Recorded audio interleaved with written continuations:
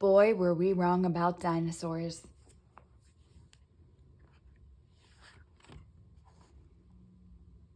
Boy, were we wrong about dinosaurs by Kathleen V. Kudlinski.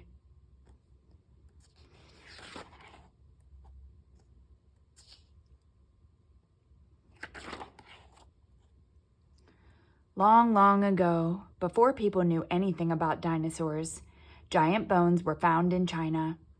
Wise men who saw the bones tried to guess what sort of enormous animal they could have come from.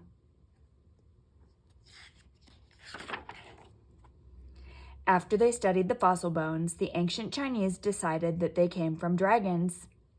They thought these dragons must have been magic dragons to be so large, and they believed that dragons could still be alive. Boy, were they wrong. No one knows exactly what dinosaurs looked like. All that is left of them are fossil bones and a few other clues. Now we think that many of our own past guesses about dinosaurs were just as wrong as those of ancient China.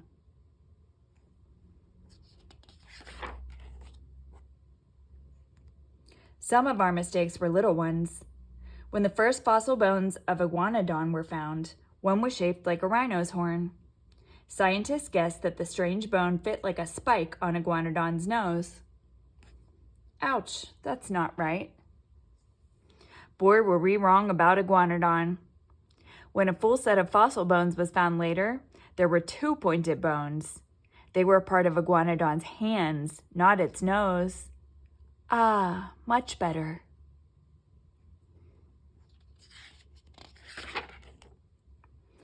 Other new clues show us that we may have been wrong about every kind of dinosaur. Some of our first drawings of dinosaurs showed them with their elbows and knees pointing out to the side like a lizard's. With legs like that, big dinosaurs could only waddle clumsily on all fours or float underwater. Now we know their legs were straight under them like a horse's. Dinosaurs were not clumsy.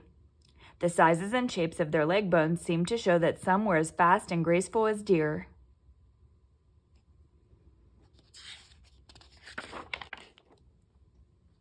Paintings and old books show dinosaurs dragging their tails in the dirt because a few fossils of tail drags were found. And scientists couldn't imagine how muscles could hold up the enormous tails.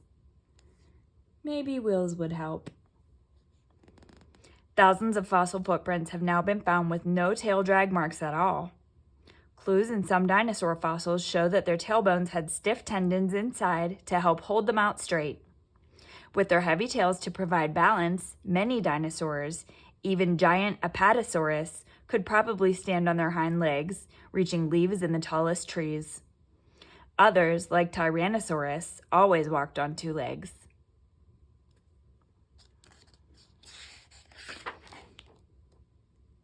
Inside the bone, scientists have found surprises too. We used to think that dinosaurs were cold-blooded like snakes and lizards. Cold-blooded animals need to bask in the sun to warm their bodies. When scientists look through a microscope at slices of lizard bones, they don't see many blood vessels inside. They do see rings where new bone grew slowly year by year. Dinosaur bones look different. They have lots of blood vessels inside, and new bone seems to grow around every one of them. Dinosaurs may have been more like birds, with bodies that were warm and full of energy night and day. They would have needed this extra energy to move their graceful legs. Are we right about dinosaurs yet? Now some scientists think they were neither cold-blooded nor warm-blooded, but something in between. There is no way to be sure.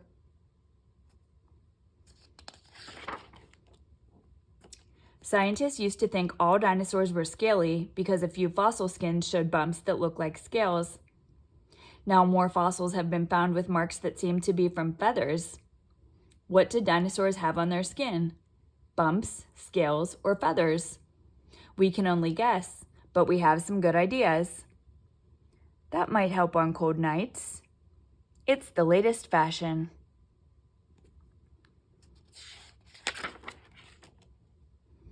Because big animals lose heat more slowly, we think that the big dinosaurs, like the big elephants of today, wouldn't have needed fur or feathers to keep themselves warm.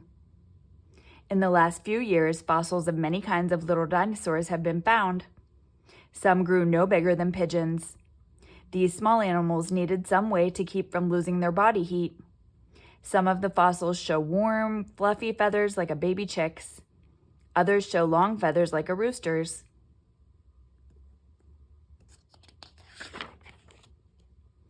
Scientists used to think that large dinosaurs were gray, like today's gray elephants. But if that were true, bigger meat-eating dinosaurs would be able to see these gray dinosaurs against colorful leaves and grasses, and they would be eaten. Now scientists think that dinosaurs had colorful patterns that protected them from being found and eaten. Colors and patterns also probably help dinosaurs show their sex and age to other dinosaurs the way birds do. Recent x-rays of some dinosaur fossils show that they had bird-like skulls with room for large eyes and enough brain space for color vision.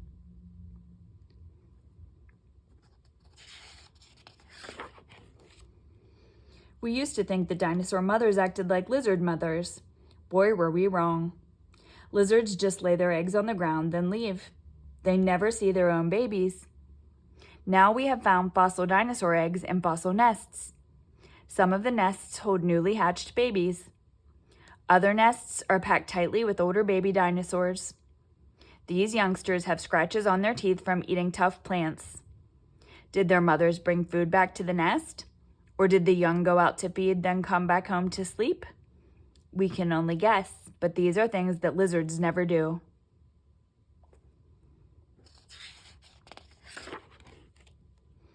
In one place, many nests of fossil dinosaur eggs have been found on a hill. It must have been a safe place because different kinds of dinosaur mothers made their nests there year after year. Fossil footprints have been found that show a whole herd of dinosaurs walking together. Footprints of baby dinosaurs are there too, walking safely in the middle of the herd. So we know some dinosaurs took good care of their babies.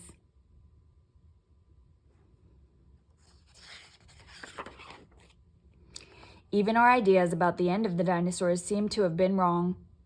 Scientists used to think that the world slowly dried out or got hotter, and that heat and disease killed every dinosaur. In the last few years, we have found a fossil layer of dust that is probably from outer space. This new clue makes us think a comet or asteroid might have hit the Earth and exploded, setting off fires and tidal waves. It could have made a huge dust cloud that would have poisoned the rain and blocked the sunshine for years. Most plants can't grow without sunlight, and acid rain makes plants and animals weak and sick. If the plants all died, the animals that ate those plants couldn't find food. And if those animals died, the meat eaters wouldn't have any food either. Scientists think all this might have happened before the cloud settled to a thick layer of dust on the Earth. But we could still be wrong about the end of the dinosaurs.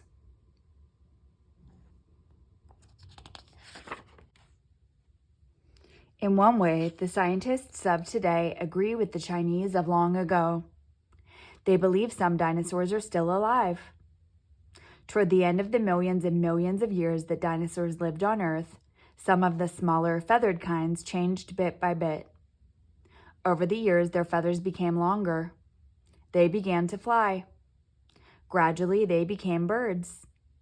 While the rest of the dinosaurs died out, somehow some of these birds survived. If scientists are right, our birds are living dinosaurs.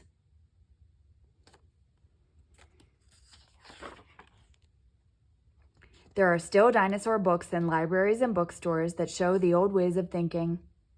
Scientists keep finding new clues, and our thinking has to change. Perhaps today's ideas about dinosaurs will someday seem just as silly as the magic dragons of long ago China. When you grow up, you may be the scientist who makes us all say, "Boy, were we wrong about dinosaurs."